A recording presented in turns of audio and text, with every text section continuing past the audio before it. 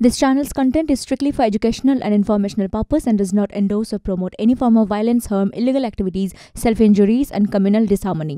লালবাজারের নোটিশের জবাব দিয়েছেন সুখেন্দু শেখর রায়, তৃণমূলের সাংসদ। তিনি বলছেন যে শারীরিক অসুস্থতার জন্য আপাতত হাজিরা নয়, তবে সুস্থ হলেই তিনি হাজিরা দেবেন।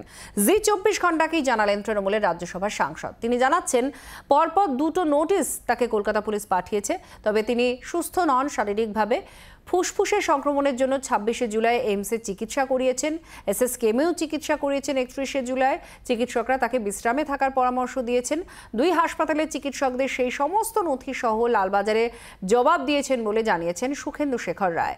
জবাবে তিনি আরও লিখেছেন, তিনি একজন সাংসদ, আইন মেনে অবশ্যই হাজিরা দেবেন। প্রবীর চক্রবর্তী আমাদের প্রতিনিধি জানাচ্ছেন এই বিষয় নিয়ে আরো। প্রবীর, সুখেন্দু শেখর রায় জি 24 ঘন্টাকে জানিয়েছেন যে তিনি হাজিরা দিচ্ছেন না এবং সেটা তিনি পুলিশকেও জানিয়েছেন। তাকে তলব করাটাই একটা বড় জল্পনা তৈরি হয়েছে। কেন তাকে তলব করা হলো বা তার অবস্থানে অনড় থাকা, এটাও একটা বড় বিতর্ক তৈরি করেছে। তৃণমূল কংগ্রেস এই পুরো বিষয়টিকে আপাতত কিভাবে দেখছে?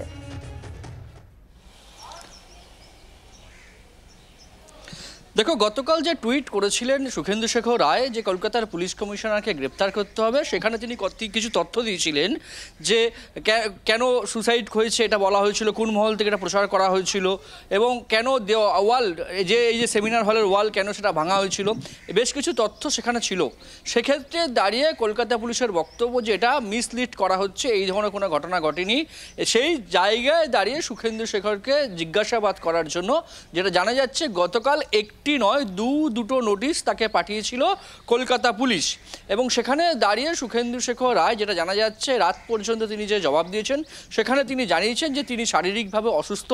26শে জুলাই এইমসে, দিল্লির এইমস এবং 31শে জুলাই কলকাতার এসএসকেএম, এই দুই হাসপাতালে দুই বিভাগীয় প্রধানের যে প্রেসক্রিপশন সেটা তিনি পাঠিয়েছেন লালবাজারে বলে জানা যাচ্ছে এবং সেখানে পাঠিয়ে তিনি বলেছেন তিনি অসুস্থ এবং সেক্ষেত্রে দাঁড়িয়ে তিনি তদন্তের মুখোমুখি বা লালবাজারে তিনি যাবেন, কিন্তু তাকে সময় দেওয়া হোক, অর্থাৎ তিনি সময় চেয়ে নিয়েছেন কলকাতা পুলিশের থেকে, এটাই জানা যাচ্ছে আপাতত।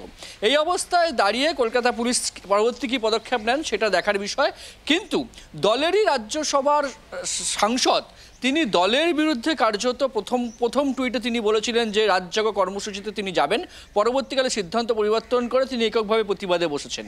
তারপর দেখা গেল যে এখন পর্যন্ত যেটা দেখা যাচ্ছে যে বিরোধী দলের কেউ যারা আন্দোলন করছেন সবাইকে মিলিয়ে কেউ কিন্তু কলকাতা পুলিশ কমিশনারকে গ্রেপ্তার করার দাবি জানাননি।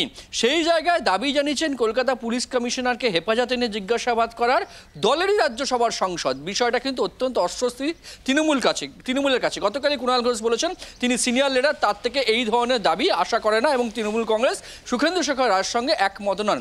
গতকাল রাতে আবার দেখা গেছে সুখেন্দু শেখর রায় তিনি একটি টুইট করে সেখানে বলেছেন যে আমি ভয় করব না এবং আন্দোলনকারী যা বিশেষ করে ফুটবল প্রেমী সবাইকে একসঙ্গে আন্দোলনে নামার আহ্বান জানিয়েছেন সুখেন্দু শেখর রায়।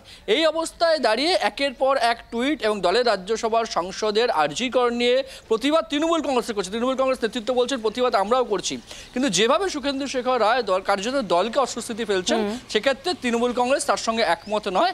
এখন দেখার বিষয় যে নতুন করে লালবাজার তাকে আবার নোটিশ দেয় কিনা বা তৃণমূল কংগ্রেসের শীর্ষ নেতৃত্বের তরফে তাকে সতর্ক করা হয় কিনা বা দলীয়ভাবে তার বিরুদ্ধে কোনো ব্যবস্থা নেওয়া হয় কিনা।